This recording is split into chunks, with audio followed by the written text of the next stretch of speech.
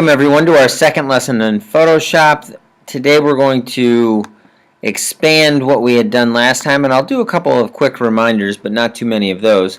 Here is our selection tool. We can click on it, drag out, and look at our other menu items here. For example, we can make an ellipse, which is like a circle, make our selection. We can get our paint bucket, if you remember, grab a color, change the color to something else, dump it in our circle. That's how you can use this selection tool. The other thing you can do on the selection tool is you can, let's say we make a rectangle this time, make a corner of it go into that. If I press delete, it goes away. I'm going to go undo that.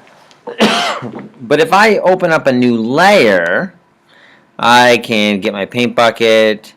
I can even get my paint bucket and dump the same color in. When I go to select and deselect, the little marching ants go away. It looks like this is one shape, but keep in mind they're on two different layers, and I can click the little eyeball to make it appear and disappear. These are separate things, completely separate things, because I have them on two different layers. I can move them around. If, on the other hand, I'll get my magic wand tool, click on this, that selects the outside of just that. I could do the same thing. Oh, it didn't work. Why didn't it work when I clicked on the circle? Because I'm on the wrong layer. So, if I want the circle, I can click again. Now I'm on the circle layer. But in any case, I have this selected. I can move my shape down here. If I click on the other layer, right, so now I'm on the layer with the circle. If I get my, and I'll actually make this layer disappear, if I get my paint bucket, dump it in that layer, you can see a little line in between here because that was the edge. There was a little 1 pixel line as an edge for this circle. When I deselect this, when I go to move these, they're not separate anymore. They're one thing. And so I still could try to select them, but notice at a tolerance of 22, it's collecting everything together. So make sure you're using different layers. I'm going to go to my history palette, move back a little bit so that I have not messed myself up. So we're back at layers, and this is where I wanted to start today, and just let you know how to do a couple more things. Because I know what I'm about to do creates its own layer, I don't have to create a new layer to start with. I'm going all the way down to these shapes, these custom shapes.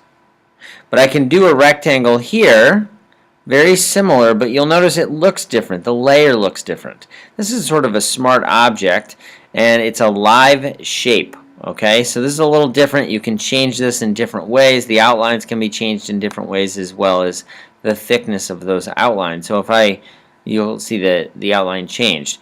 If I go over here and click on my paint bucket and go to dump it in, it doesn't want to let me do it. It kind of yells at me a little bit, tells me it has to rasterize it, which is to convert it into a regular shape. Now when I go down here, if I change the color, now I can change it. Okay? Now it's just like these other shapes that I've made with my selection tool. So that's important to know, and I'll just give you a heads up as to something else you can do with this, because not only are there rectangles, there's also rounded rectangles. So the corners are rounded off. There's also an ellipse button, which is basically a circle. Polygon. I'll click on that to show you something. If I choose 7, it's going to make a 7-sided shape. If I choose 3, it's going to make a triangle. Okay? Notice it made 2 different layers. Every time I add something, it adds another layer. And so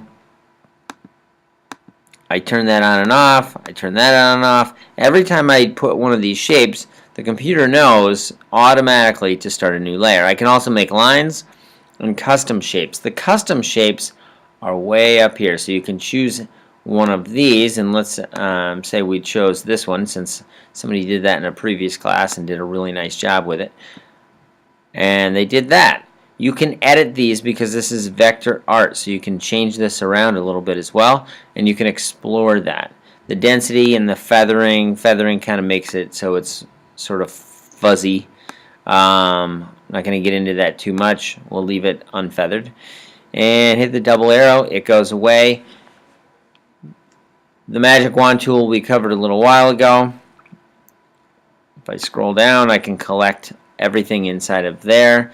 This button is really important because it is our selection tool. Lasso tool is sort of a sloppy selection.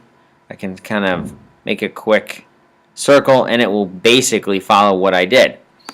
If I want to do a little bit better job, I can go to the polygonal tool, and that does straight lines. So on a circle it's tough.